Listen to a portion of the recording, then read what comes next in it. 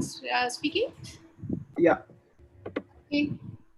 yeah. I'm just We checking. are live. Yes, we are live. Okay. So, Priya very. has also joined. Pardon me. Priya has also I've just seen that Priya has joined as well. Yes, Priya is there for a pretty long time. So I'm taking the privilege to start the afternoon session. A very good evening to everyone who has joined us today. Saint Vivekananda English Academy joins hand with Ashoka University to bring to you information which could help you in deciding your future career. There are several careers apart from the traditional engineering and medicine. We generally find it difficult to look beyond these options. It's very important to be armed with the necessary information in order to make the right choice. And therefore, this initiative of St. Vivekananda English Academy, not only for its students, but also for any student who wishes to get exposed to the necessary information. Ashoka University, as we all know, is a pioneering endeavor in Indian higher education, providing students an interdisciplinary education at par with the best in the world. Today, we'll be speaking on the undergraduate program at Ashoka University, which is specifically designed to help a student develop the potential to the fullest.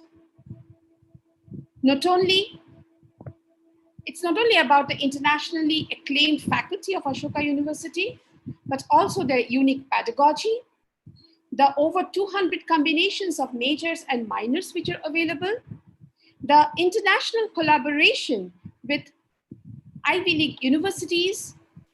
They're collaborating with Yale University, the University of Penn, King's College London, HEC Paris, and many more, with an awesome track record of placements, state-of-the-art campus, a rich student life, and most important, a generous financial aid for all deserving students. I'm sure Ashoka University is a choice that many students will keep it for while deciding their career option. St. Vivekananda English Academy had initiated this program called With Positivity We Can, wherein we tried and we are still trying to bring in experts from different fields. We have curated programs, webinars, which help not only the teachers, but also the students, the parents. Recently, we had a cybersecurity program, which had a viewership of more than 1,000 with Zoom registration and YouTube viewership together. Our webinars on science, and various other topics have had a viewership of an average viewership of 1,500 and above. So that's just a small initiative of St. Vivekananda English Academy to continue to create value additions in whatever small way possible, because every drop counts. I welcome Himi Purkayastha, ma'am. She's a senior manager, outreach program of Ashoka University, and she looks after the Eastern region. We will also have Chetan Tiwari joining in. Chetan is a principal of St. Anthony's Kashiong. We'll also be joined in by Dinesh Lahoti, who is the founder, Edugeny and Career Spark. We have with us Deep Jyoti, who is the alumni of our school, but most importantly, he calls himself the maker educator and also has a big influence over young minds through his programs and through his initiatives. Welcome to all the students who have joined in. Welcome to all the teachers, including the teachers of St. Vivekananda English Academy. Welcome to every person who has decided to register for this webinar and are looking forward for some value addition in their kitty of information. Welcome everyone. Over to you, Himi ma'am. Thank you so much, ma'am. Thank you for that kind introduction. I hope I'm visible right now and that I can start sharing my screen. Let me just start with. Yeah. And as Himi ma'am just tries to share her screen, I'll just take a couple of seconds to just let people know about the flow. We'll have Himi ma'am speaking about, in general, liberal education in India, and then she will go on to the specific courses offered by Ashoka University.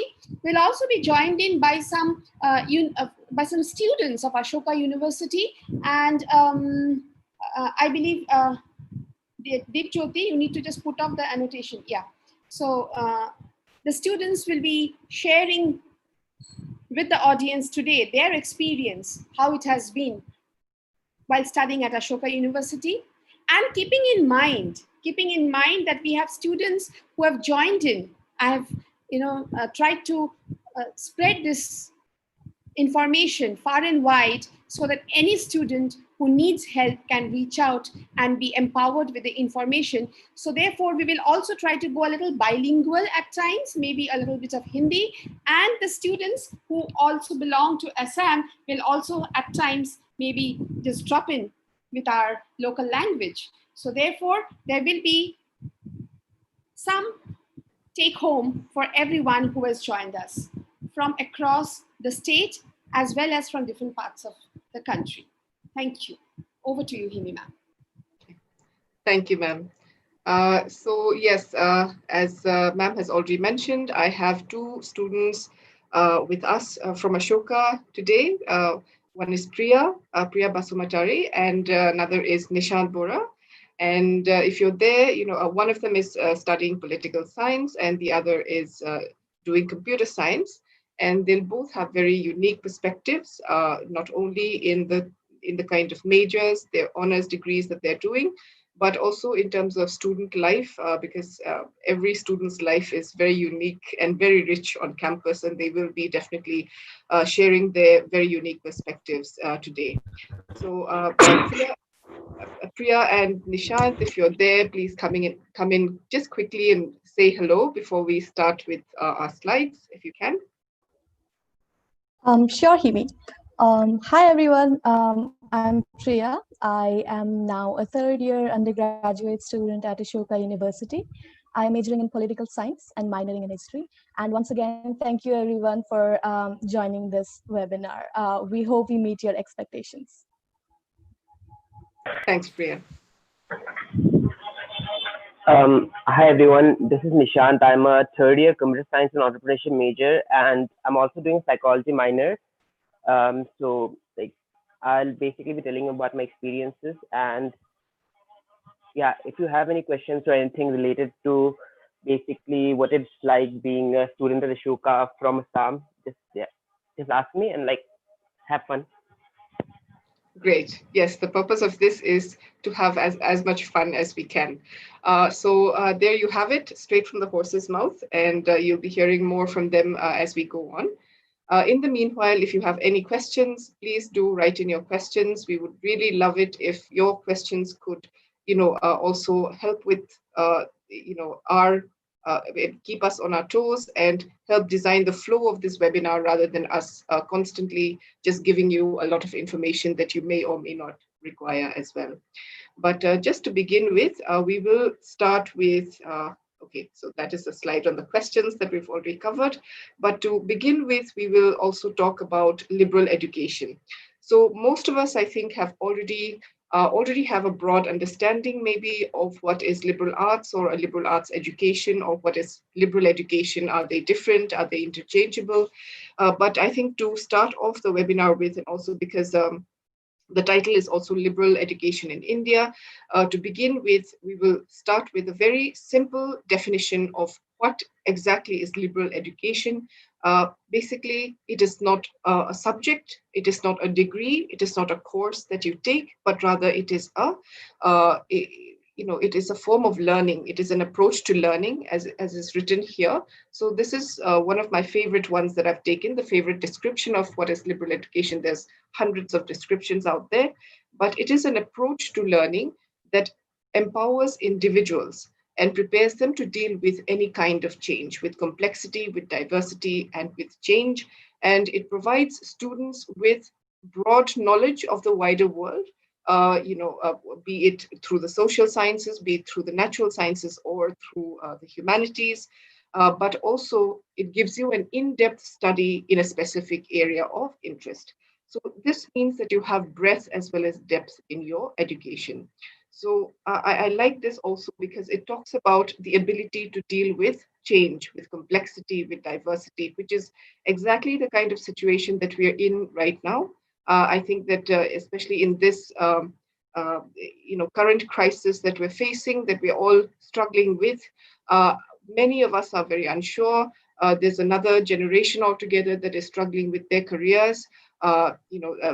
We know that there are many people who have not been fortunate to keep their jobs as well. So in this day and age, I think it's all the more important to be able to deal with change, to have whatever your degree may be. I think your skills of being able to cope and adapt to change around you is the most important thing. So going forward, it also means that you have the freedom to choose what you want to study, right? So meaning that I think, coming out of the Second World War and post our independence, India or South Asia in general, I think, and also from the kind of education system that we inherited from the British, we did not have a lot of passion inspired education or passion inspired careers in general, but rather we wanted uh, stability of careers that we could have for the next 50 years or 40 years. We did not necessarily look at a career or an education and think, and this is 50, 60, 70 years back, and this is our great grandfathers or grandfathers generations. And that was a time when the economy was in flux. India was trying to have a very strong economy at the time because we were still suffering a lot of losses from the Second World War.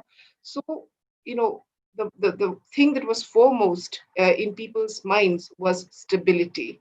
Not only stability, but I think that when we take a closer look at it, even the British, when they were here, they wanted people in very technical streams, right? In technical streams, and also in a way that they could get in mass, people who could write an exam and get in through mass writing of that exam.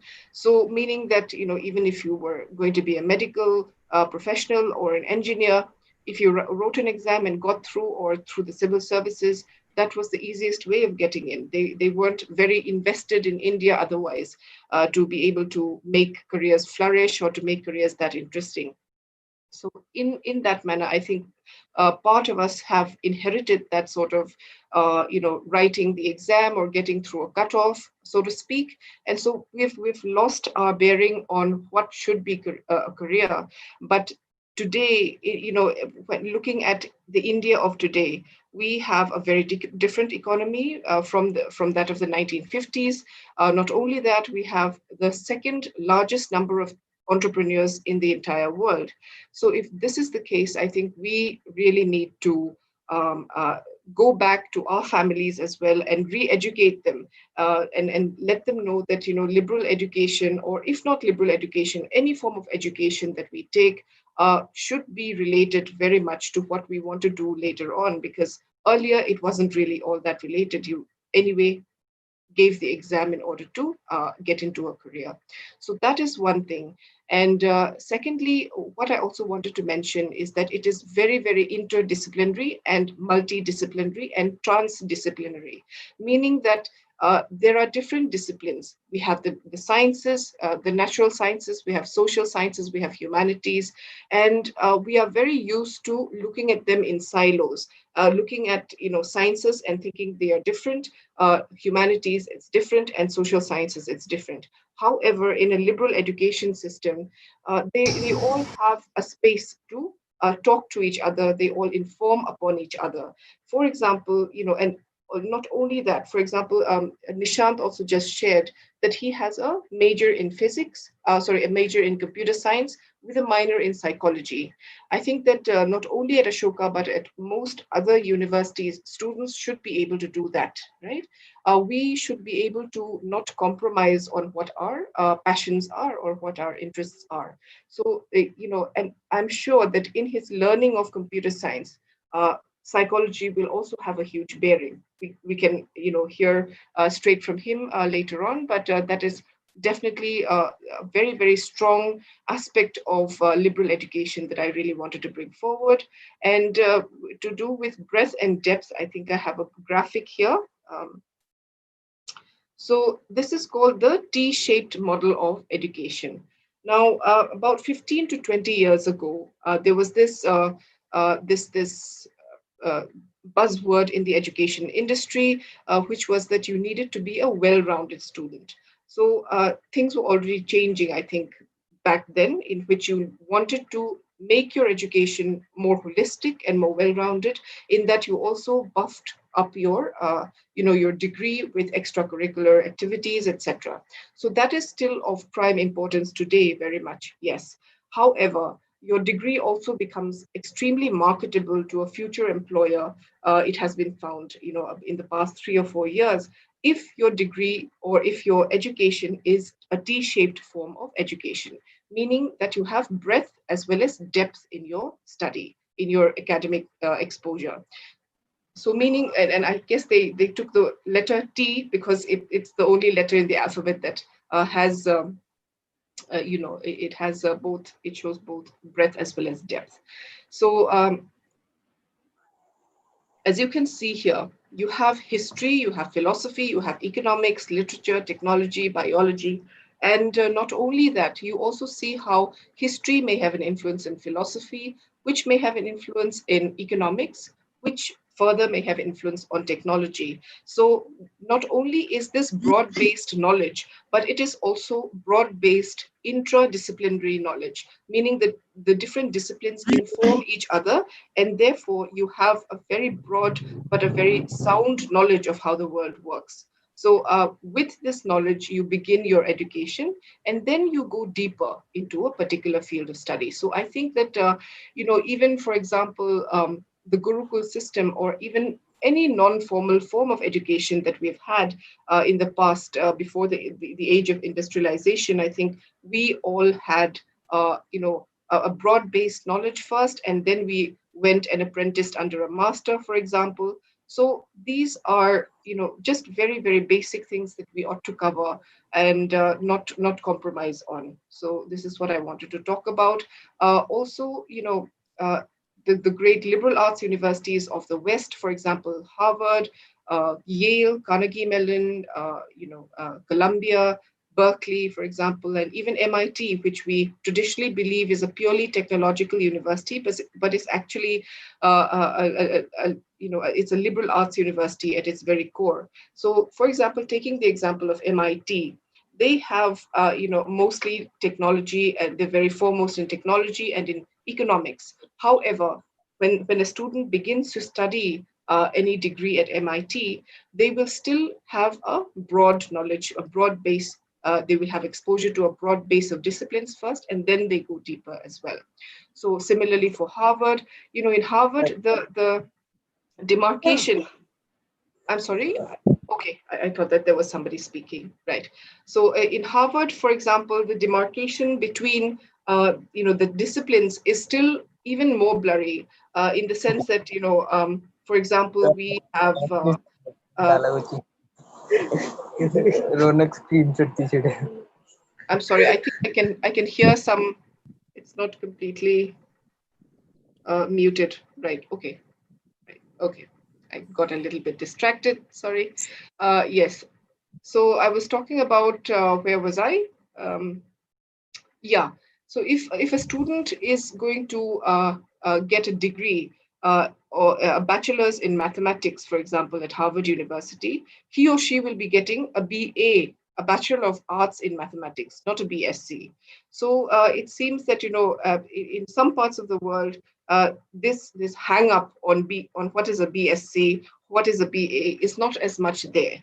So how come, what is this hang up on or what is this BA, BSc? Why, why do we have this prioritization when in other places it's not? So in order to answer that question, we have to go back at least 2,000 years ago.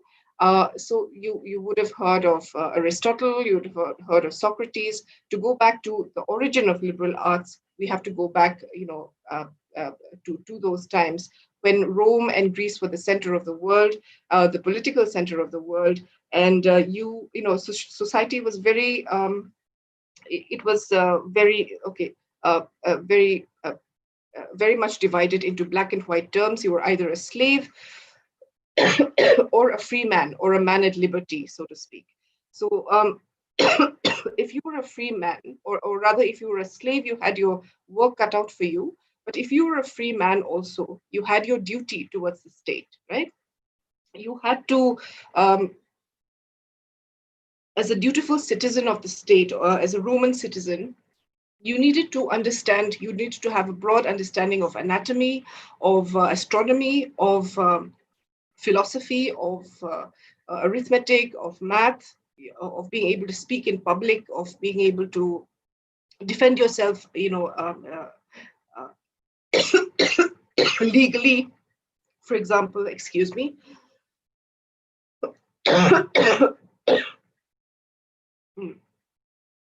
So you needed to understand and have a grasp of at least 5 or 6 main disciplines, which were called the liberal arts, or the arts that were worthy of a free man. That was it. And those were not demarcated into sciences, social sciences and humanities. They all existed together. So now here we have an example from the 16th century. This is around 1638. You see a very young John Milton meeting a very aged Galileo. So Galileo at the time was under house arrest. This is his house, and he's under house arrest because he's found out that the world is round. And so because of this very revolutionary idea at the time, you have Galileo being put under house arrest. He's put to death a little bit later on, a few years later.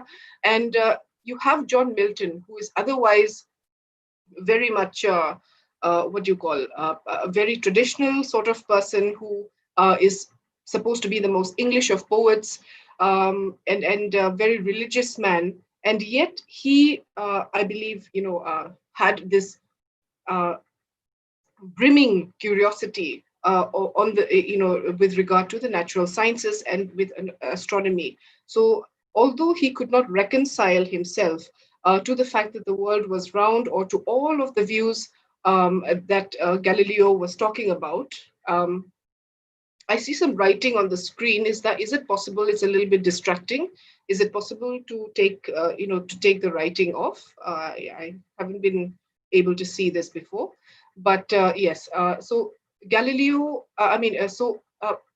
Milton went all the way to Italy to meet Galileo in order to have a conversation with him. And I believe that he finally, although he did not completely embrace Galileo's views completely, however, his most famous poem, Paradise Lost, was supposed to be, about it's supposed to be the world's first modern cosmic poem, so to speak. So this is what, and this was very much inspired by his knowledge of astronomy and by Galileo himself as well. So we can safely assume. Excuse me, ma'am, can I just interject? Mrs. Shah?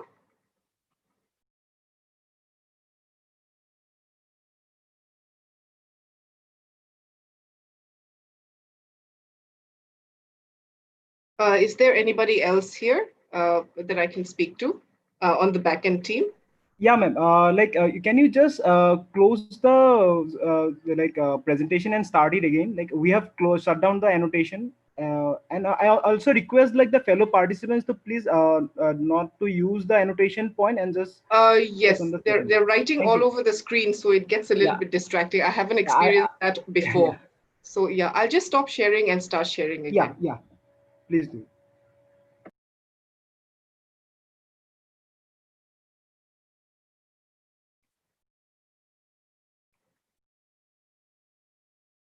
All right. Is it visible? Is the slide visible?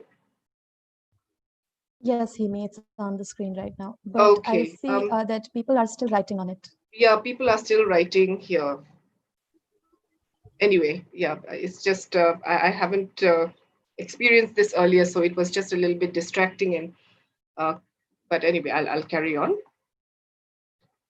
So to take a modern day Indian example, we have you know uh, it- right. So this is the Bandra Worli Sea Link Bridge that cuts across the sea from the city of Bombay all across to the airport. And this is, if we were to take a question into what is the cost of not having a liberal education or the cost of not having a T-shaped education. So this is, you know, an engineering marvel of our times. As you can see, this is a very beautiful bridge. And but a very little known fact about this bridge is that um, there was a fishing community right here on the water that refused to be displaced. And because of this fishing community and the fact that, you know, okay, all right. So these fishing, okay, there's a lot of writing here. It's just really, really distracting. I've never experienced this before. Is there anything that I can do to disable something here from my end?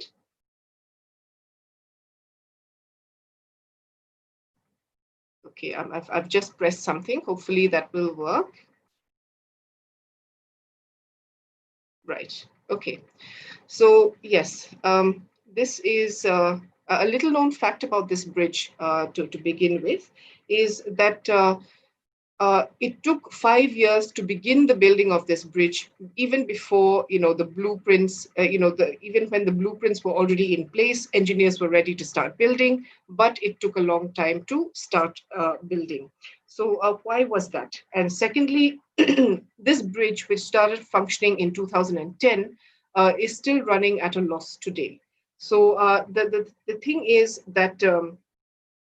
One is that because of the fishing community that was here on the water that did not want to be displaced, uh, the engineers who did not have the skills of the skills of communication, even the skills of empathy, for example, nor the patience to sit down and try to convince the community leaders here, of the necessity of building this bridge. So because of this, they because of their reluctance to meet with the fishing community, they decided to outsource this need to other people, to a group of social workers, for example. So the social workers had a good connect with the community, but they did not have a what do you call they didn't have a good grasp, a technical grasp of what the engineers were trying to do. And so they could not translate this need effectively enough to the community. And so back and forth it went, until 5 long years passed, and costing the country billions of rupees. And because of those 5 initial years, this bridge is still running at a loss, even 10 years after its initial running as well. So hopefully, going forward with a more T-shaped form of education, which lets you look at things from multiple perspectives, we will be able to prevent colossal losses like this in the future. So we would have seen some form of these facts, some version of these facts in newspapers or in some, in social media posters. But it is a fact that there will be a great amount of skills that will be taken out, that will not be necessary in the next decade, and especially after the next, by 2050, they say that 75% of the nature of our jobs will definitely be changing. And what can we do, to address this change? What are the kinds of jobs that will survive? So, creative jobs, empathy jobs that are empathy centric, jobs that are research oriented, and jobs surrounding the environment naturally will survive. So even if you have a different kind of degree, try to buff it up or try to strengthen it with research, with something that has that is strengthened by empathy, or has a creative element, or is pertinent to the environment, so that you can also keep adapting the needs of others and the need of the economy around you, so that you can adapt and survive the change as well. So the skills that nowadays which we need are the skills of communication, of collaboration, of creativity, and of critical thinking. So definitely, even if you are a computer science student, or a political science student, a history major, or a psychology major, you do need these skills, because otherwise, if you remain stagnant, if you remain true to the skills that were required 10, 15 years ago, you will not be able to adapt as time proceeds. And I think it's a very rapid change. Even in the last 2 or 3 months, we have seen a rapid change in the nature of jobs that we've seen so far. And also talking about the new education policy that has been recently released by the government, I think this is going to change only further in terms of education in the country. We are going to be very much in need of people. Even if you're an engineer, you may not actually. A lot of engineers do not end up becoming engineers. They become management consultants. They become bankers. So they end up becoming a lot of different diversified things. And the ones who have better skills, better adaptable skills, whether you're a medical professional or an engineer or a lawyer, even if we take the traditional mainstream vocations, if you have these kind of skills, you will be able to transition. So this is, I think, the main thing that I wanted to put out. And now taking a closer look at Ashoka University.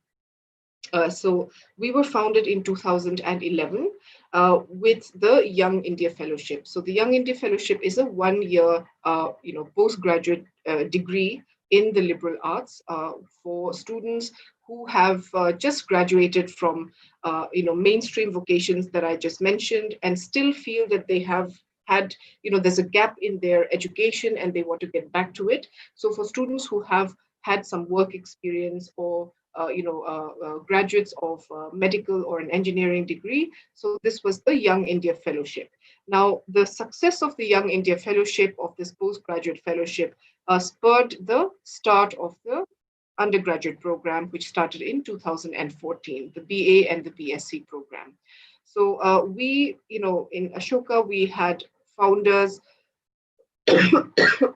As you can see, we have a lot of founders.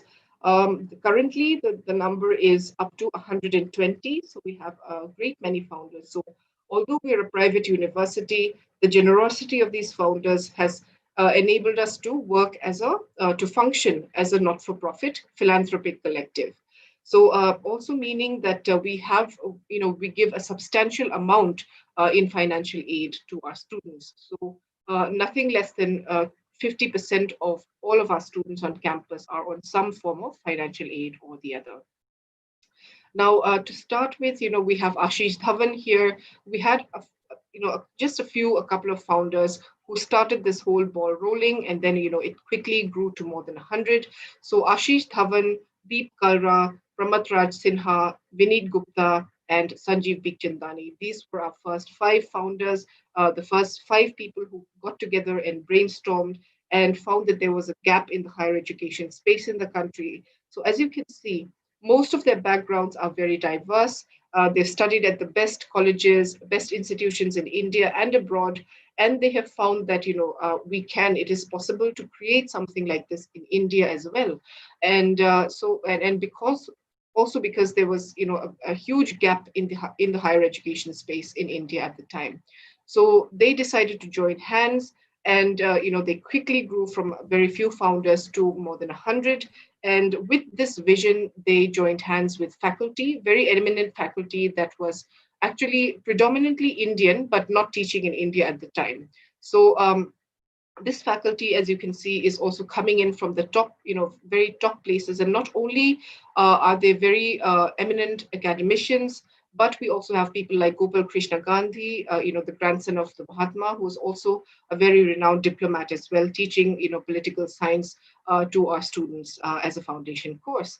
And so we have these, this predominantly, I would say about 85% of our faculty is actually Indian. But at the time, and even till today, research at research in India is actually quite outdated. You have to, even in places like Delhi University, you have students studying research that is 70 to 80 years old. So because of this, faculty like this that is very much involved in very robust research, that is intent on doing their own research and on involving their current students in their research, is not interested in doing research that is 70 to 80, sometimes even 100 years old. But the minute that they found that they could pursue their own research, they would have that academic freedom. It didn't take them long. It didn't take them a lot of convincing. So they came on board very soon, and they were able to talk about, they were able to, start the departments. For example, the computer science department was started by Professor Sudhindra Hangal, who was the HOD of computer science at Stanford University at the time.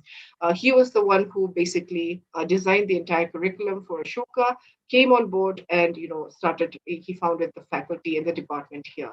Similarly for history, similarly for physics, for mathematics, for political science, for most of our academic departments, it is this faculty that has started this.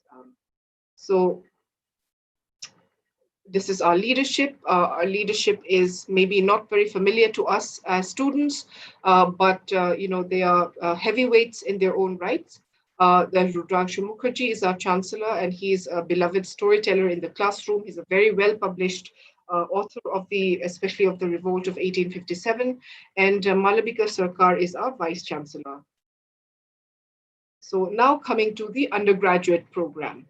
So the undergraduate program at Ashoka offers you a BA or a BSc degree in 3 years, in accordance with the UGC, the University Grants Commission of India. So you get your degree in a BA honors or a BSc honors in 3 years of 6 semesters, each semester of 6 months each. And you also have an option to study, to take a fourth year, a completely separate fourth year diploma, but that is completely optional. So your entire degree will be given to you in 3 years. So how does this break down?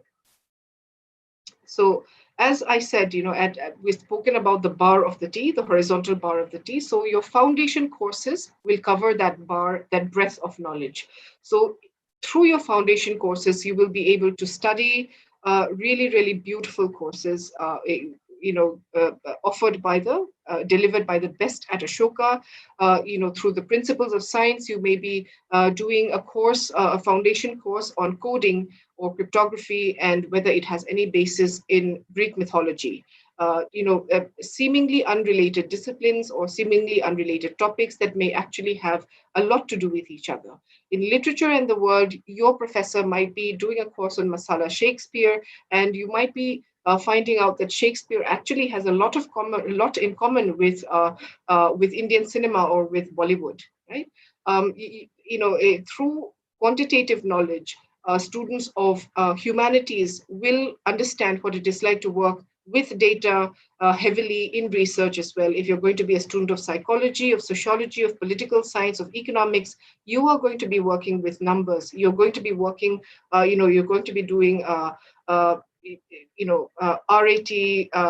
these trials that you will be able to look at populations over the course of many years. And in order to make them very crisp, in order to make them very accessible, and to keep them from being plagiarized, to be able to really be a research person, you will be able to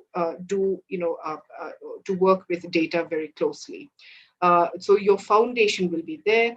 And so these are all courses that every student, whether you're going to be a physics student or a humanities, an English major, you're going to be a computer science major or a political science major, every single student will have to do this. And this form of foundational knowledge is, is offered across across the greatest liberal arts colleges and universities across the world. So at Harvard, if you were to study anything at Harvard as well, you will still be doing a different version of this, of course. Maybe not very Indianized, but maybe a more Americanized version of this will be happening with undergraduate students in their first semester.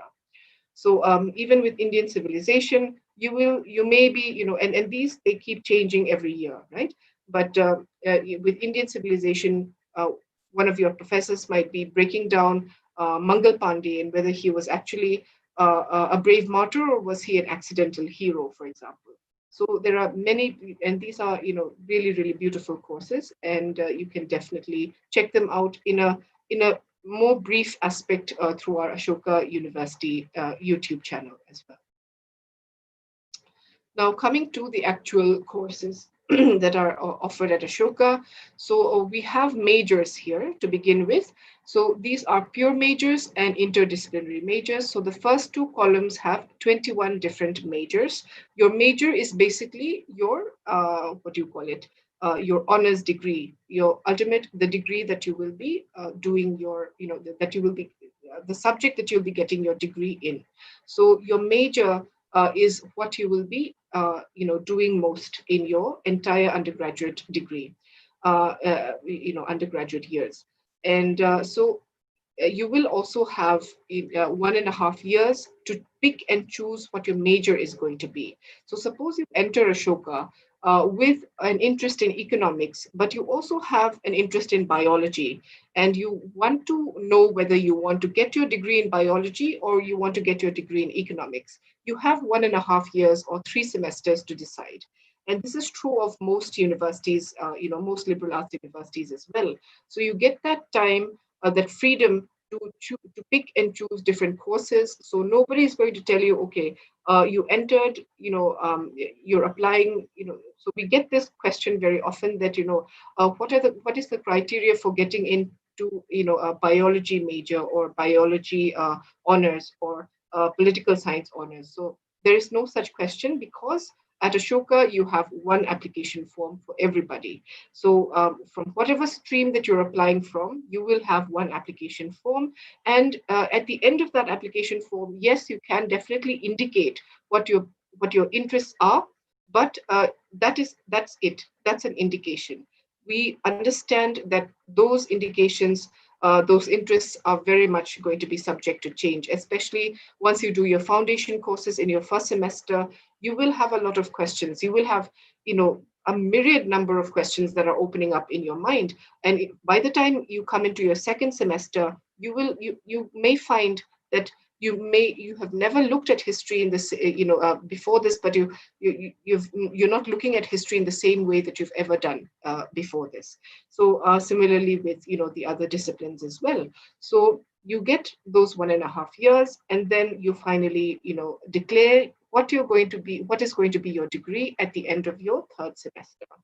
Now, against some of these majors, we have these stars or asterisks.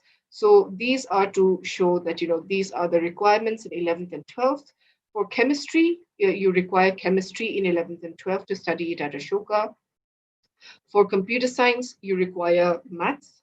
For all of those which have a single star, you require maths. And for physics, which has 2 stars, you require physics and maths. So including economics, for example, even if you don't have economics as a subject in 11th and 12th, if you have maths, you are eligible to study it at Ashoka. So that is a little bit about the majors and minors, the majors. So these are pure majors and these are interdisciplinary majors, which, as the name suggests, are 2 or more disciplines that are closely related to each other. So these are still single degree courses. You still get one degree. You just do a few more courses in this, in these subjects. Now, coming to your minors. So minors are basically courses in which disciplines in which you do fewer courses in. So suppose you're going to be doing 12 courses in biology in order to graduate with a degree in biology. As a minor, you will be doing 6 courses in biology instead. So a minor is not a requirement, it's completely optional, but it also shows your interest, your academic interest, and later on a future employer, because even for engineers, for consultants, for business analysts, even for management, for any entry into any job, not only in the humanities or the social sector, but nowadays everywhere. Even IITs are prioritizing liberal education in some form or the other because of the fact that it opens up avenues for you in an interview, for example. So as much as you can, if you can show diversity of interest in your college education, that is supposed to be of great value during an interview as well. So this will not be part of your degree, your minor, but it will be a part of your transcript, and that will be accessible to a future employer or a higher, advanced studies destination, a master's study destination, for example. Now, you can choose a minor from any of these in the third column, and you can also choose any minor from any of these in the first column as well. And coming to co-curriculars, you have to pick 2 co-curriculars in order to graduate. So any university in compliance with the University Grants Commission of India, you need one honors degree course and 2 co-curriculars. So you will have to choose one from here, from any of the majors in order to graduate, and also 2 co-curriculars, and you have a choice of choosing from 6. So, and these co-curriculars, of course, are offered by some award-winning faculty. You'll be studying film with a filmmaker, for example, and you will also be able to do this. You'll be able to do one co-curricular per semester, so that it doesn't impinge on your academics as well. Now, coming to that 4th-year program I was talking about. So the 4th-year program enables you to, say, apply for a master's program abroad when you require 16 years of education. This is very handy. A lot of our students apply abroad for a master's or a PhD program, so they do the 4th year as well. So there's a lot of things that you can do in your 4th year. One is doing a double major, for example. So suppose you have that minor that you're already doing. You have your major in economics, a minor in biology, for example. You can then take more courses in that minor and convert that existing minor into a full-fledged major, and graduate at the end of 4 years with a double bachelor's degree. So that is one thing that is available to you. And second is you can do an advanced major. Suppose you've done one, just one discipline throughout. Suppose it's economics, and you have decided that yes, you are going to do your 4th year. You can do a long paper. You can write, research. You can do your thesis in that subject, in a particular topic, and work very closely with your faculty. You can work as a teaching assistant or a teaching fellow to that faculty in your 4th year, and help teach some of the courses and help guide some of the younger students, the younger batches as well. And you can then write. So this is basically a year in which you are very much exposed to research writing. And if you are actually, if your long paper is of good academic standing, at the end of 4 years, you will not require a master's nor an MPhil. You may even, if it's well received enough, you may actually be eligible to get into a full-fledged PhD program at the end of your master's as well. At the end of your 4th year program. So that is something that we don't talk a lot about, but I think especially in the Indian context where you require, we would normally require to do, after our bachelor's, we need to do a master's and then an MPhil and then finally go on to PhD. Having this 4th year, and I think being able to get into a PhD program, even at places like Oxford or at LSE, at Harvard, for example, right after your 4th year, I think it speaks a lot to the kind of to the quality of research that the students are also exposed to. So these are, this is just a sum up of the sciences at Ashoka. So this is in also order to bust the myth that, liberal arts is not about the sciences. So definitely we have a school on life sciences and biosciences. We have a school on humanities and a school of social sciences as well. So this is a question. Placements in higher education is a huge question that comes to a lot of students and parents as well. And so I also wanted to mention here that we have students who are graduates of pure humanities who get into who have been recruited by McKinsey and Company, for example, as business analysts, as some of the slides will show. So these are some, some statistics of last year. The number of offers exceeded the number of students placed, which is, I think, a very good statistic. Also, there is a student, there is an office on campus called the CDO, or the career development office, that helps students sit for business interviews, for academic interviews, how to hone their their resumes accordingly, for example. And not only are they useful by the time you graduate, but also during the Ashoka summer. So the Ashoka summer is a very long summer because it completely reflects that of the US summer. So this is a 3-month long summer. You can do an internship, a quite long internship. You can also study abroad for the summer as well. You can do both too. So we'll also touch on those later. So these internships are completely, most of them are facilitated by the Career Development Office as well. Now, the highest salary offered was 23 lakhs per annum, and the median salary was 8.5. So I think this is a very good, good median, good statistic to go by, especially when we think of the fact that it is graduates who are getting these numbers as well, not masters, not not MPhil, not PhD students, but these are just graduate students who are getting these numbers. Now, coming to the placement and the way it's done. So we had more than 200 organizations coming in for placements and to recruit from our students last year across sectors. As you can see, we have sectors of from starting from digital to finance to education, the social sector to research, think tanks, technology, etc. So across sectors. But these names that you see in front of you, these are all names of organizations where Ashoka students have gone to work in. These are not necessarily names, not all the names of people who have come.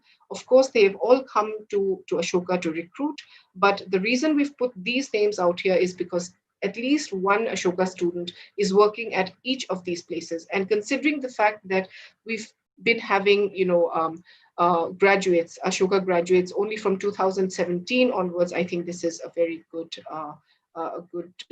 statistic to go by. Yeah. Now, these are some student profiles that you can see. I like these slides because you can see their majors, what they did, what they did as their subject at Ashoka. But not only that, you can see where they interned during their summer at Ashoka. You can also work during your second year, your third year, at the end of your first year, going into your second year, and so forth.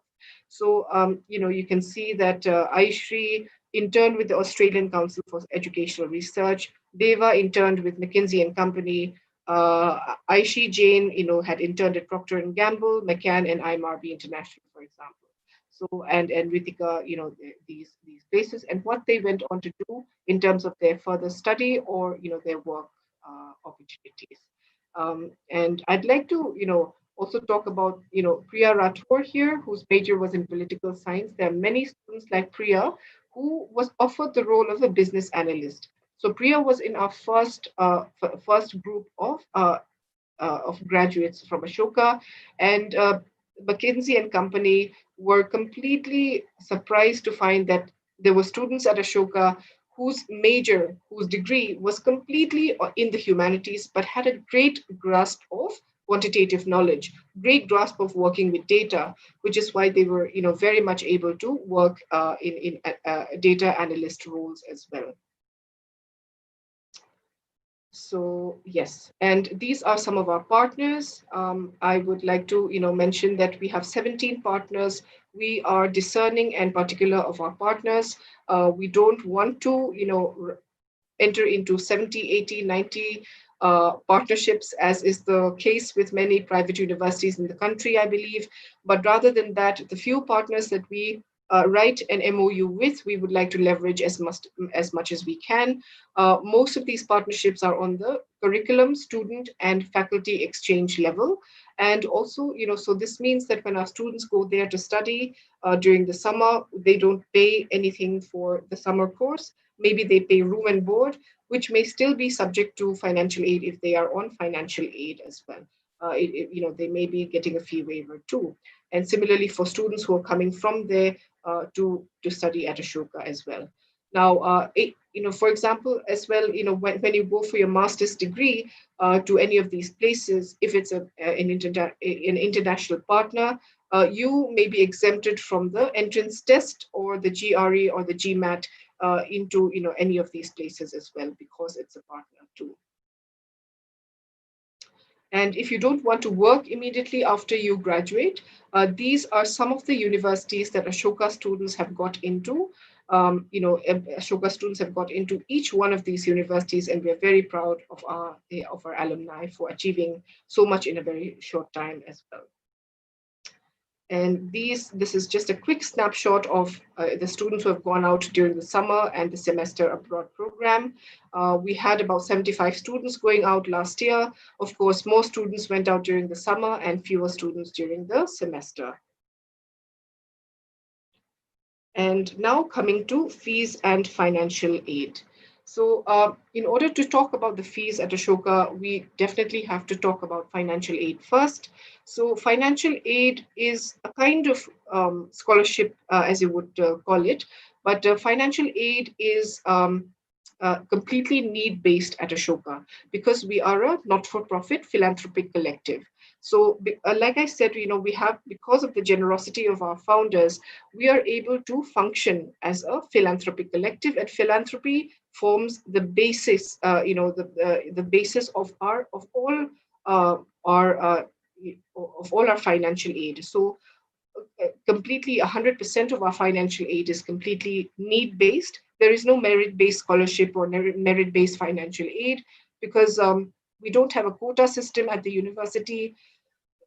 So we do not have a particular, a separate merit-based system, because every student that enters Ashoka enters on their own merit. So I hope that's clear as well.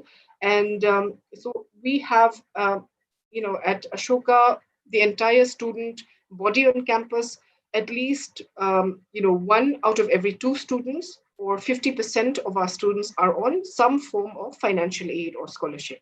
So this is something that I really wanted to put out there, meaning that if a student cannot afford to pay the fees at Ashoka, Ashoka will make sure that they make up for that for the cost of the program. So meaning that if a student can pay for 75% of the fees and can't pay for 25%, 25% will be given off as a fee waiver. And you cannot, you don't need to reapply for it the next year or the year after. This will go on until you graduate from Ashoka as well, even until your optional fourth year too. And, I really wanted to mention here that the only condition here is to get through the entire admissions process. Once you get through the admissions process, you will be able to to apply for the financial aid program at Ashoka. Now, yeah, so the fees without any financial aid is 9.4 lakhs per annum. And I repeat, only the people who can afford to pay the fees will be paying the fees. People who cannot afford to pay the fees will be given financial aid as long as you get through the admissions program. And also, when you apply to Ashoka, you will not be, the admissions team will not be able to see whether you're planning to apply for aid later on or not. So you're protected from being rejected on terms of aid as well. So that is a need blind admissions process and a need based financial process or financial program. And we have about 10% of our students on campus who are first generation college goers and in their family, and also students with family income of less than 2 lakhs are also studying at Ashoka, about 8% of them. And in every year, we also make sure that at least 100 students are getting 100% full aid. So last year we made that possible for 120 students, and every year we plan to fulfill this promise. And besides that, a big percentage of students, 50%, will be on some form of financial aid or the other. Yes. Now, coming to the admissions program, the admissions at Ashoka is not defined by cutoffs, but that is not to say that it is not a selective process. It's just that it's a different kind of process which helps us get to know the student better. So, meaning that we don't come out with one marking system where we say that, okay, unless you get this number or this percentage, you will not be able to get through. No, so this is, we feel that this does not do justice to the student nor to the university. So rather than that, we have a detailed online application form which is free of cost, where the student can write their academic scores from the 10th to the 12th if they're applying early on before their board exams, because our admissions process begins from October or November of every year. So, they can apply with their predicted scores and supply their final scores, board scores later. And we also ask students to write very short essays about themselves in order to get to know them better. These are very, very subjective essays. And we also ask for a recommendation letter, which is not we don't need it from a VIP or a VVIP, but rather from a teacher at school, possibly, that knows you very well.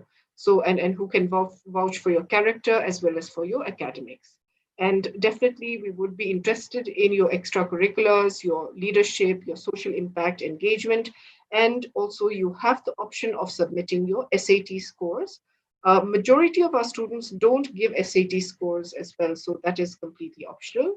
And then once your application is read through a couple of times, you can get into, you can do your interview, you can go to the interview stage if you've been selected to go to the interview stage, and then you sit for an in-person interview. Of course, by in-person, we mean online interview as well nowadays. And so you can go through the entire process online, and you can sit for an on-the-spot essay as well, and for an Ashoka aptitude test, which again is not mandatory, but is highly recommended. So even if you sit for, you give your academic scores, you give your SAT scores, and you also sit for the Ashoka aptitude test, you will be asked to only, you'll be asked to, or rather the highest of the three will be taken into account for our marking system on your admission criteria. And finally, we have the admissions decision and financial aid. So, you will be getting to hear back from Ashoka University whether you've got through or not. So this is a typical timeline. So this is last year's timeline. We began in the 9th of October. And, we divide the entire admissions calendar into 3 or 4 rounds every year. And a student can apply only once in the entire 4 rounds. And if you apply, in the first round, which starts in October, this year it may be pushed back further because it's a very different kind of year. So we haven't, finalized the dates for it yet. But last year, if you started applying in the first round, your deadline was on the 13th of November. And if you wanted to apply in the second round will be starting on the 14th of November, right after the first round deadline, and then ending on the 8th of January, for example. Third round would begin on the 9th of January and end on the 8th of April, so on and so forth. And finally, the session would be commencing at a date in August. So this year we're commencing on the 31st of August in order to make sure that everybody has come out with their board results. It's been a very, very different year. But next year, hopefully, we can we can get back to things in, in the normal pace of things. Now, coming to campus life, I'd like to bring in our students, Priya and Nishant, and for them to talk about, their experiences. Do chime in. Priya and Nishant, over to you. Hi, Himi. Thank you for the lovely presentation. So I'll be taking over right now. So for those of you who are not aware, Ashoka is a fully residential institution. That is, you need to stay on campus when you're studying at Ashoka, for the UGs especially. So it's very important to know where you're going to be staying, right? So Ashoka has a dorm system. We have residences for both men and women.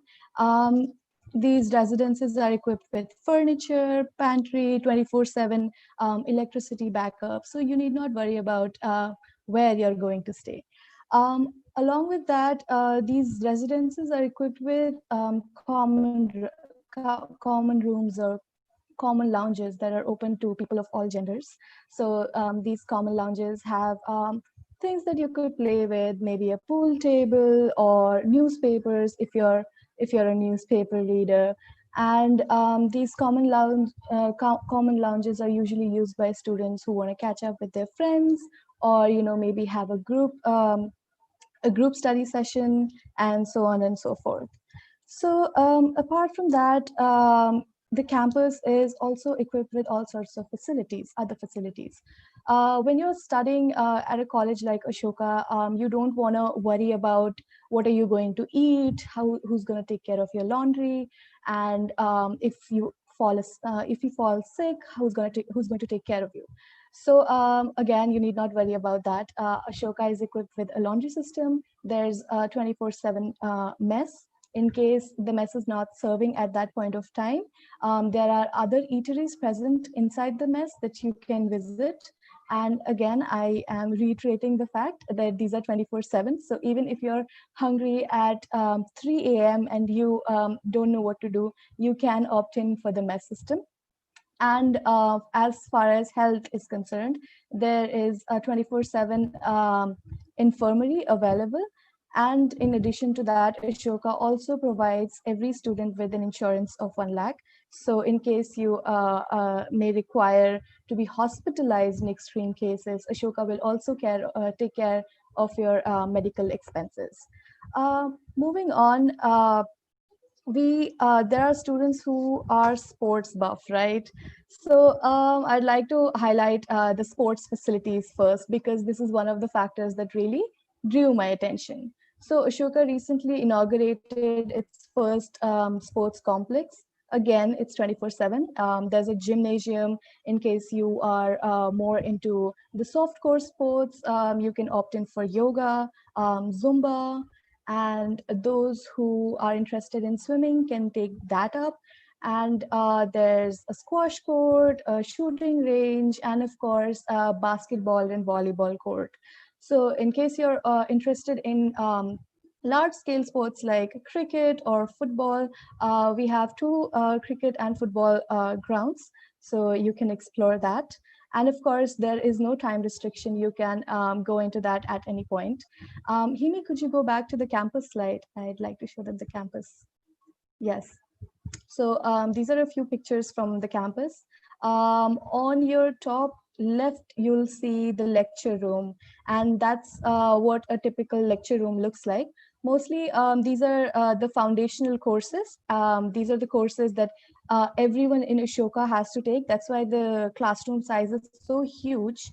But when you're taking your major courses, for example, when I'm taking a political science course, the classrooms are much smaller, because smaller group sizes smaller group sizes develop a better engagement in terms of debates and deliberations and so on.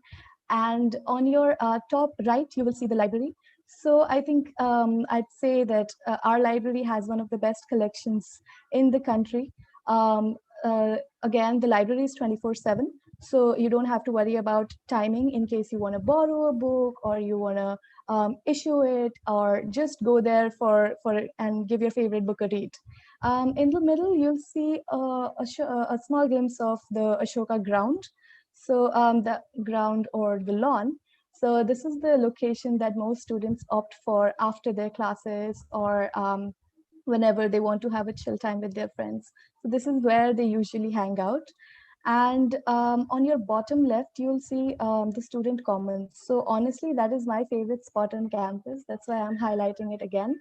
Um, so uh, it has a quiet zone, and that is mostly for people who want to be left alone when they're studying. Of course, there are people who like to study in groups, and then there are people like me who like to study alone. So student commons is one of the places that I opt for studying. And again, there's a glimpse of the dining, the student dining. This is a smaller, rather a smaller area of the student dining. It's much larger when you're actually visiting. Himi, could you move on to the clubs and societies slide? Yes. So, of course, there are students who are sometimes not very sports friendly, people like me. So, students at Ashoka have developed other interests, and some have even come to campus with their pre existing interests and gathered other people with similar kinds of hobbies and come up with different types of clubs and societies on campus. So, as you can see, these are the names of a few of the clubs and societies, and yes, there are more. Of course, there's music and dance. These are the I think crucial societies that every college has. But apart from that, we have a baking society, which might be unique, and we have a storytelling. For those who are more into debate, we have a MUN club and a debating society as well. So these are about the societies. Apart from that, there are other kinds of student engagement. Our university has a student government, which holds election every year. The student government tries to form a smaller version of the parliament. We have different ministry and so on and so forth. Apart from that, I think a very crucial part of the college experience is college fests. So I'd like to talk about three fests. Number one being Banjara, which is the annual cultural fest of the college. Number two being Agnipath, which is the annual sports fest of the college. And number three, and the most unique fest that I've come across, is the International Cultural Fest. So Ashoka houses a lot of international students, and they're prone to being more homesick than us Indians at home. So they come up with Ubuntu, which is, again, I'm uh, repeating, international cultural fest. I'm sorry. And what they do is they try and invite all their peers who are studying in Delhi NCR, all the international students who are studying in Delhi NCR, and they have a 3-day get together at Ashoka. Ashoka really witnesses diverse cultural get together, and it is one of the most unique experience that I have had on campus. So could you move on to the next slide, Kimi? Yes. So these are more sort of formal and systematic centers or occasions for students to collaborate. So these are the different centers on campus. These centers do not offer courses, but they have their own unique researches. So I have worked with Trivedi Center for Political Data, short for TCPD. So what TCPD does is it gathers information about Indian election. TCPD right now has all the data from state and national elections from 1962 to the last election. Um, and what my task was at the center was to create a database of all the cabinet ministers from 1947 to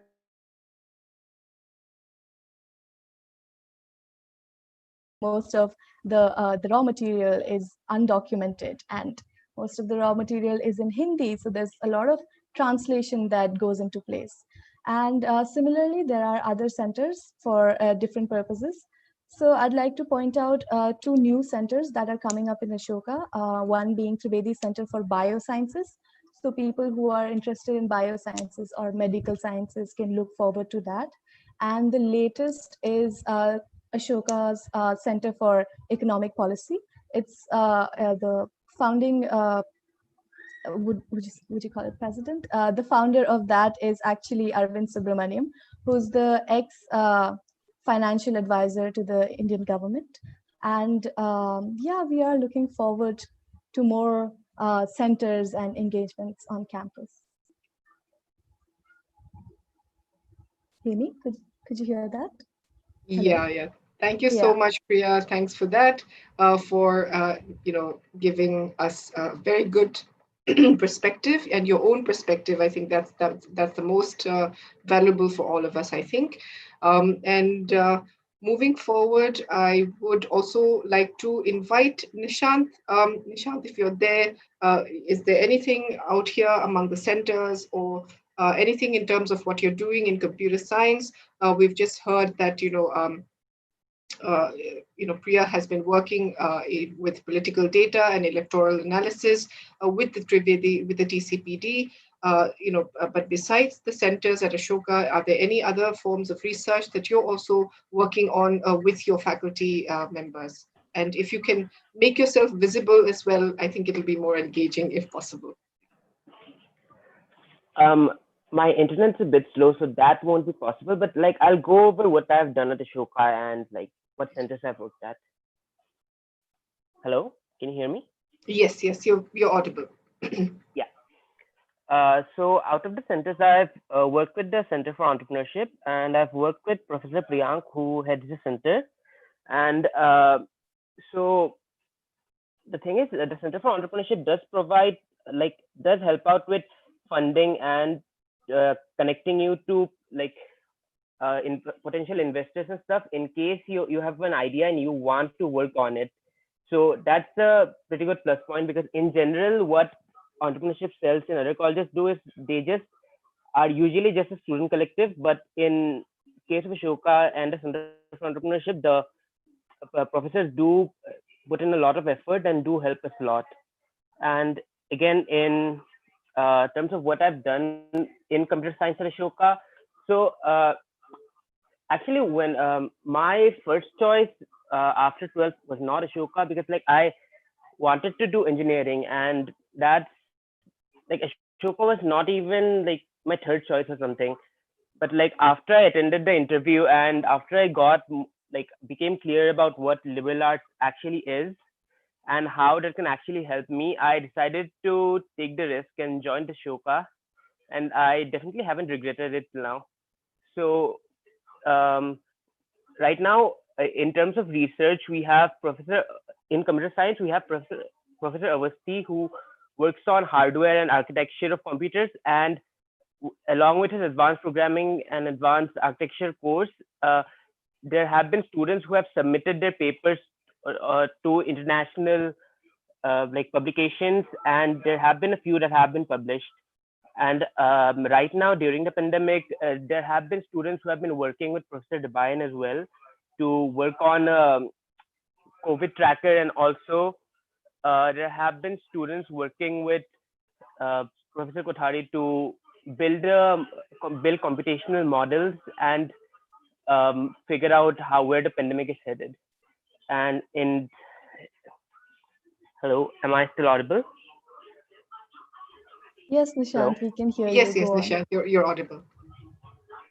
Yeah, and yeah, except that in terms of my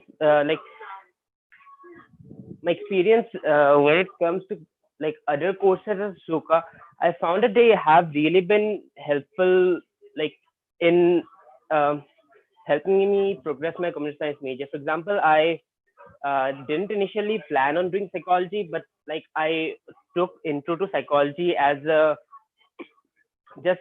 fun course to maybe just handle the semester. But I ended up really liking it, and I ended up planning on doing a minor in it. And there have been a lot of cases where it has really come in handy.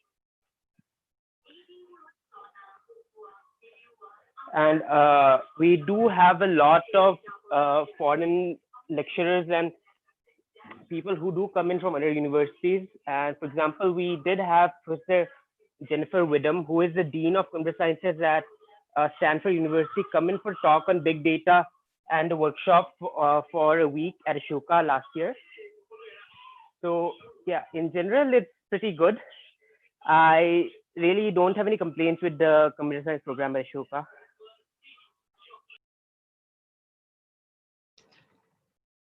Okay. Thanks so much, Nishant and Priya again.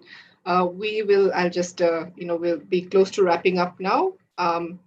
You know, just to take a quick look at the diversity, we've already covered the socio-economic diversity. And then I would like to point out, like Priya had also mentioned, there is a lot of cultural diversity on campus, with students being represented from 18 different countries on campus. So there is a lot of celebration of different cultures, and that really informs on the exposure of our students to other cultures as well, Indian students to other cultures. There is also gender diversity, and with the majority of the students, more than 50% of the students being women, I think that also contributes in some small way to the security on campus too. The campus is a closed campus, meaning that only if you have your biometric pass, Ashoka pass with you, can you enter the campus. So it's a very, very safe campus. We're located in Rajiv Gandhi Education City, which is in Delhi NCR, about 45 minutes away from central Delhi. And there is a bus shuttle service that takes you, and it's very, it takes you to the heart of, to the start of the metro station that connects you to the rest of Delhi. And you can explore the very great and very historical city of Delhi through that metro, the metro accessibility as well. There is that shuttle that takes you, and there is a guard at both ends. So even if you're waiting, so every 20 to 30 minutes, the shuttle will be coming and flying through. And you can be waiting with the guard that is employed by Ashoka even at the metro, the metro station itself as well. So the campus has also been designed by these architects called Perkins Eastman. So these architects are, they've been behind the building of universities like Columbia University, Brown, parts of Harvard, and all of Carnegie Mellon and Brown and Columbia, and some parts of Yale as well, and the University of Pennsylvania. In India, they've been behind the building of some of the Tata Institutes and the Indian School of Business as well in Hyderabad. So, it is not only a very beautiful campus, but it is a very functional and very user-friendly campus as well. So that is a little bit about the campus that I also wanted to mention. And I also wanted to mention that we have these series of scientifically speaking webinars that we offer, every 2 weeks. So the last one was, this webinar on motor proteins with Dr. Ananthanarayan from the Indian Institute of Science in Bangalore, and she is a doctorate in biophysics. And this was just very recently. And the next one again is coming up, next week on the 25th of August. So if anybody's interested, we will definitely be very happy to share the details of that as well.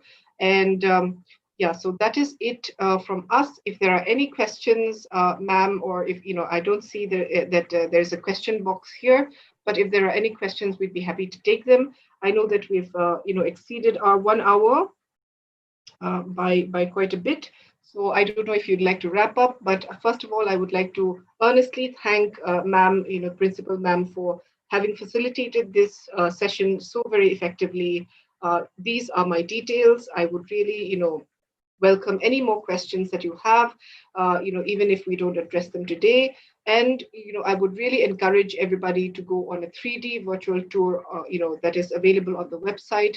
It's under the About Us tab on the website, on the Ashoka website. So you'll be able to see directly into the rooms that you'll be sharing with another roommate, or into the Ashoka classroom as well. So ma'am, over to you, and thank you from our end. Thank you, Himi ma'am, and thank you, Priya. Thank you, Nishant. Should I say what crossed my mind as I was listening to you all? Absolutely, yes, please. I wish I could be a student again. Yes, we actually, yeah, the students are, are the subject of all our envy, even from the administration side. We keep saying that, we also wish we were Ashoka students. And in many ways, we have this thing, the Ashoka X series that we've launched very recently, which actually gives this opportunity for working professionals to study, to get back to school and study with Ashoka professors. So that's something that you can definitely explore. Oh, It's for teachers, working professionals, and recently I also attended one myself. oh, wonderful. That sounds very interesting. And like, me, I am an enthusiastic learner always. So therefore, I would definitely look forward to maybe joining this course sometime. What about now? Is it online now in the current pandemic situation? Or, I yes, mean, so how we is have it? launched it. We had launched it only about a month and a half ago. I think some Okay. of the courses are still ongoing, so I'll definitely share some of the details with you. Oh, that would be lovely. It was wonderful hearing to all of you. And let me admit, and I have no shame in admitting this, that in spite of being in this, field for the last 24 years, today, or maybe not today, during my conversation with you, I realized that so long I used to always think about liberal arts as literature and history and political science. And I mean, I failed to realize that, okay, if it's liberal arts, there could be the sciences as well, there could be the interdisciplinary majors, and the combinations offered are so very interesting and so much with time, I should say, because you have a center for entrepreneurship, and if you look into the national education policy, that is, I think, when it was being launched, that is one line that was spoken to by our honorable prime minister, that we should be creating job creators and not job seekers, and therefore if I should speak about the 21st century skills that were outlined by the World Economic Forum in the 2016 Davos Summit, all these points that you mentioned, the problem solving ability, the critical thinking skills, the leadership, and everything, those are all included there. And Ashoka is taking care of all these aspects and grooming the future generations, with all the skills and, empowering them. Uh, Till last year, I believe, for me, the attraction of Ashoka was the highly acclaimed Young India Fellowship Program that you all conduct always, I think, every year. Yes. And I have always heard very good things spoken about this fellowship program, that, it's something worth that, every student should maybe experience it, even if it means taking a break of 1 year. It really means a lot. And lastly, as you mentioned, the scientifically speaking webinars, I would also like to mention to everyone who's listening to us that, whether it was a K-12 virtual conference that was held by organized by Ashoka University over 2 days on 2 different tracks, I've yet not stopped listening to those, discourses. These are such, such enriching ones. The panelists who were there, the moderators who were there, it's so informative to listen to them. And of course, the scientifically speaking series, I enjoy it, and I do attend each of them every time. I think the last one was this yesterday, 11th Yes. of August. Yes. Yes. Yeah, and all of them are very beautiful. And to all the students or whoever is watching us, do make it a point to join these webinars, and they shared the links. Even if you're not available at that particular time, you can always, watch them later at your convenient time. Yes. So therefore, as far as, and of course, the combination of subjects were very interesting, like, sciences with the visual arts and the minors in visual arts, the minors in performing arts, so beautiful. And we really need not, we generally are told that, okay, now after class 10, you have to, keep your hobbies on the side, now concentrate in your career making, and you are offering it as a part of their career, right? And in fact, I know so many of my students, I know so many of my of the children of my friends who wish to have such combinations, like, you know, as you, like, they want to do computer science, but they are very good, you know, maybe they are a very brilliant Bharatanatyam dancer, and therefore they could be taking up performing arts as well. So it's beautiful to see the things offered. And as I said, I wish I could be a student again. We have Dinesh Lahoti here. Dinesh, would you like to come in? And if you would like any comments from you or any queries from you, because you are deeply involved in career guidance, you carry on this with the thought that every child should have an individual mentoring. You are doing some brilliant series of mentor speaks on different aspects. So, Dinesh, are you there? Yes, ma'am. Yeah. Thank you, ma'am, for inviting me for this webinar. Beautiful presentation, Himi, ma'am. And it was lovely to listen to Priya and Nishant. Ma'am, I have two questions. This is in regard to some of my mentees are also looking for Ashoka University. Unfortunately, they couldn't come today, but I think this will be applicable to all of the students. So, ma'am, one thing, like when you say that a student can choose a major or a minor, right? Is it like a pre-decided thing? So when you enter the campus, you should have a major, and then you can, with the time, like as Nishant told that he took a biology, or is it like in the first year you are allowed to do everything, and with time you change it? I mean, what's the Yes. format? Yes. And second, ma'am, about Ashoka aptitude test. So are we like, when does this test happen? Because in the whole admission process, what are the dates, and how can one go for that as it's recommended? So I think that would be very helpful, ma'am. Sure, sure. Yeah, thanks for those questions, Dinesh. And I'll just mention that, you know, your application form will be the same for everybody, whether you're already very sure that you're going to major in biology, for example, or you're going to major in philosophy. You will have the same application form as any other applicant. Only at the end of that application form, there is an indication of your interest. So your three foremost interests you can indicate, but as the name suggests, it will only be your indication.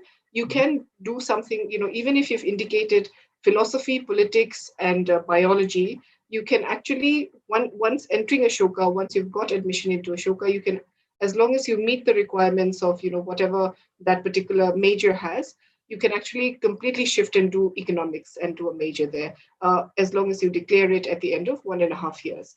So that is completely up to the students. And I would say that, you know, like Nishant has already said as well, the people, I think I've met many students who were pure science students who decided to do creative writing, or vice versa. You know, the students who've done pure humanities and realize that they can do biology, and they're loving research in biology, and they're doing it. So I think that is something that even the foundation courses, the intro to each course, really opens up your mind and really draws you into that subject, and shows you what you're capable of in terms of your interest and your passion. So that's one thing. And you can keep shifting during those first 3 semesters or first 1.5 years. You can keep shifting your interest, because you have you know, just think of your semester as 5 blank courses that you can fill with even 5 different courses in different subjects. Or if you have 3 main interests, you can take 3 courses in one discipline, one course in another discipline, another course in another discipline, and then see how that takes you forward into the second and third semester. So then by the end of your third semester, you are making a much more informed decision on your chosen major. So that's one thing. And the second question was regarding admissions. You had asked something regarding the admissions. Ashoka aptitude test. Right. So the Ashoka aptitude test is basically, it's never been made mandatory. Sometimes in some years we have made it so that you could do them. Sorry, just going back here. Yes. So you can do either an SAT or an Ashoka aptitude test, or we completely leave it optional. So this year, because it's a very unprecedented year, like we've already said, I don't know the decision of the admissions team, what they will decide on whether they will make it mandatory or not. But to just begin with, the Ashoka aptitude test is something that every student can sit for. It is based on the Cambridge TSAs. So Okay. it is sort of similar to the SAT, not exactly, but much more based on the Cambridge TSAs. Okay. So, and it is supposed to be able to be taken with minimal preparation. So you don't need Yeah. to go back and prepare for it. It's supposed to take your aptitude as a person right there and then. It's divided into 40 different MCQs, multiple choice questions. 20 are problem solving, and 20 are problem solving including spatial numerical reasoning, and 20 are critical thinking problems. So this lasts for about an hour and a half, the entire test. So this will be stage 2, the interview stage of your admissions process. So this would be like after you're selected for interview, and after your interview, post your interview. Yes, that's right. So after your admission goes into the application goes into the interview stage. Okay. And for example, as you said, the cycles, there are 4 cycles, right? So if someone apply in November cycle, then when, yeah, so the decision comes, as you said, based on this last year, it's January 8th. So after Yes. that, this is like final decision, or is it the stage 2 decision? This is the final decision. So Okay. So suppose in you're a between, student who's applying in the first round, then you will get your decision from Ashoka, your final decision on the 8th of January. Of course, there are 5 different kind of decisions that you can get. You can get a firm offer, or you can get a conditional offer. So a firm offer means an unconditional offer.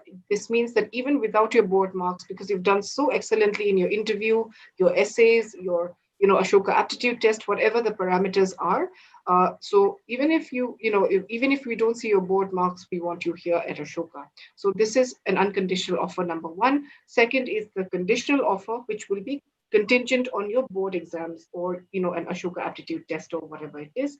And the third is waitlisted. So you will be given a waitlisted offer.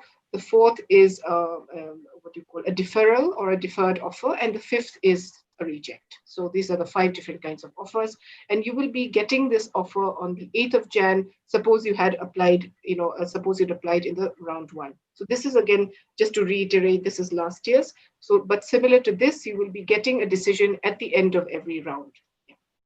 so in between this, the Ashoka aptitude test would be conducted for the applicants who are selected for Yes, second stage. that's right.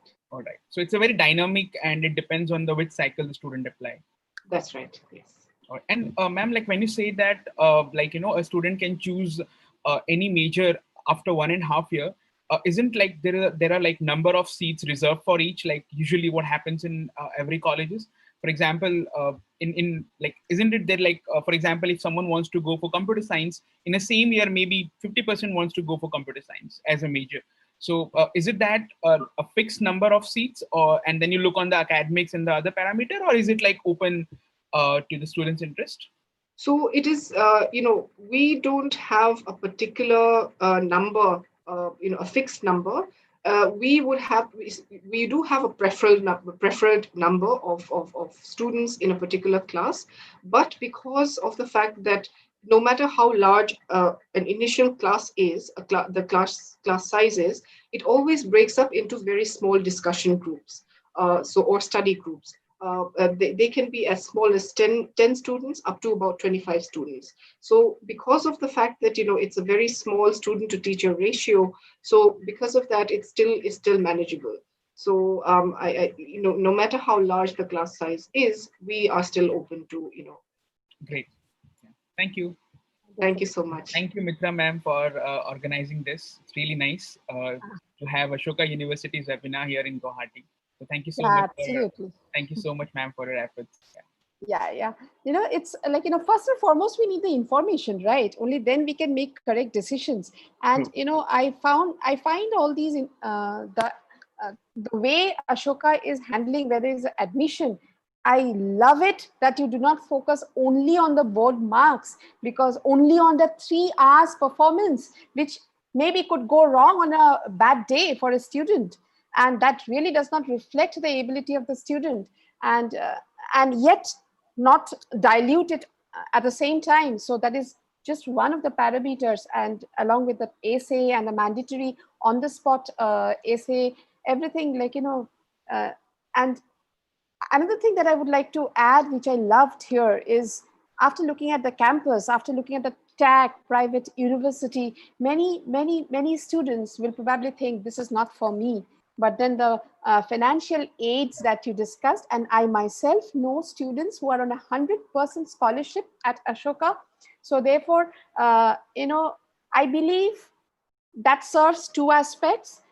Apart from fueling the aspiration of the people who are capable but probably do not have the financial ability, you're empowering them, you're giving them an opportunity. Secondly, which is more important, I feel that is also adding to the diversity in the campus, because otherwise when you have a campus with a very high price tag, it's always students from a definite social class who come up there. And Absolutely. I believe that gives an incomplete kind of education, because when you are in your work area, you have to interact with people of all of the different classes, right? So therefore I think that diversity in the campus is something, again, you are not only giving a scope to that student, but you are also actually enriching and empowering even the students who are financially able, because you're presenting Yeah. them with a diverse background of people from whom there's so much of learning probably that might be happening. So awesome. Just now I wrote to one of my friend whose daughter was supposed to be joining, that I wish I could again be a student and I could sit in that 24/7 available open library and maybe read. Okay, I checked the chat boxes of both the places, both on YouTube and here. No questions as such. I believe you have beautifully catered to all the aspects, and I'm sure nobody has a doubt. And anyways, you have shared your email ID and phone number as well, and anybody trying to reach out can always get across. So I think we can end our session here. Do we have Chetan here? Dibjyoti, do we have Chetan here? Chetan was supposed to join us. Chetan, are you there? Well, I believe no. So anyways, so thanks Dinesh for joining us. Thanks to everyone who joined us today. My students, my teachers. We have had people from Kolhapur also who have joined us. And I'm sure everybody found this very, very, very interesting. And last one question before we wind up.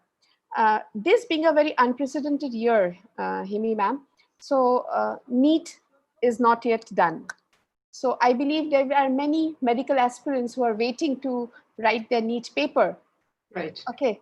But then probably they would also need an option open once the NEET is over. How will you accommodate them this year? Okay. So this year, ma'am, for better or for worse, because we in our third and fourth rounds, even more than other years, there was a sudden spurt of applications. I think much more than we expected, and it was very surprising because usually we had thought that with the start of the COVID, people would not be applying rather than the other way around. But a lot of students who were planning to go abroad for their university applications, people who had even got through, did not find it safe enough to leave the country. Yeah. And so we had a huge spurt in admissions, more than we could accommodate. And that is why we had to close our admissions, at the time that and we couldn't extend it any further for this year. But for the coming year of 2021, for the academic session, we are definitely very much open to having students from everywhere.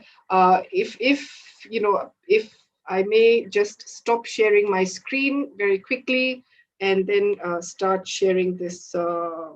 Yeah. this is just for 1 minute. Since you spoke about the biology aspect, these are, some of the cutting edge courses that are available in biology. There's a lot of research in biology. Our professors have come in from Harvard and from IIS as well, from Indian Institute of Science. And I would really, it would be great if sorry, I hope that you can see these slides, ma'am. Yeah, I can. Okay, so there are even interdisciplinary courses, as you can see, in biophysics or in computational biology, bioinformatics. There are other interdisciplinary courses with, physics, etc., or computer science. But these are some of the cutting-edge courses. Some of our third and fourth year students are also doing courses that are in alignment with PhD courses. We also offer physics, biology, and computer science up till the PhD level as well. So research is very robust. And these are some of the research opportunities that students are getting into right from their, I think, second semester or third semester. Some of the professors who are doing research on aging and plant animal interaction, aging and immunity. So these these professors are involving their students on a first-hand level. They're getting credited in their research. So these may be some of the things that interest students of biology who traditionally may have been looking only at medical, to begin with. And these are the opportunities not only after Ashoka, as the slide says, but rather after doing a biology undergraduate degree at an institution like Ashoka. Of course, research and medicine are the obvious choices, but you can also get into pharma, biotech, into intellectual property and law, into entrepreneurship. You can have a startup of your own. You can get into the corporate sector. You can be a consultant scientist for a leading corporate, for example. You can do scientific writing, communication, policy development, etc. So these are just some of the few avenues that you can get into post a major like biology. So similarly, we have these kind of slides for computer science, for physics as well. So these, and we are very open to having a communication and getting your students to even speak to students like Priya and Nishant and other students who are doing their majors currently, so that they may be more informed on, on what they're currently doing, even more than I could answer. I think they are the best people to answer these kind of questions as well. Correct. And I believe recently Dr. Shahid Zamil, he has been appointed as a director of your Center for Biology Science, or whatever you call it. I think Center for Life Sciences. Yes. Yeah. So, and we know the reputation of Dr. Shahid Zamil, like, his position, and then he being the director of that, I'm sure the course offered by Ashoka would be a awesome one to study. And once again, as I said, I wish I could be a student. And there are certain remarks in the chat boxes about somebody who has joined from Tamil Nadu, and they found this session awesome. And there are many others. Chahek Agarwal writes, very informative session. And Videsh MU writes, it's the best way to introduce a course at the campus. Informative session, writes Ashmita. Geeta ma'am, she is the vice principal of our Kolhapur school. We have a sister cousin school in Kolhapur. So therefore, you have all the good words written about Ashoka and the session today. So thank you, everyone. And I think with that note, we can end. Himi ma'am?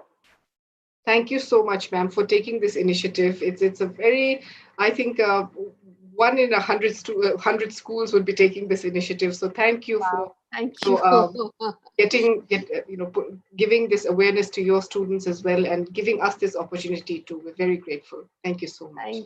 Thank you. So on that note, goodbye, everyone. Take care, stay safe, and boost your immunity, and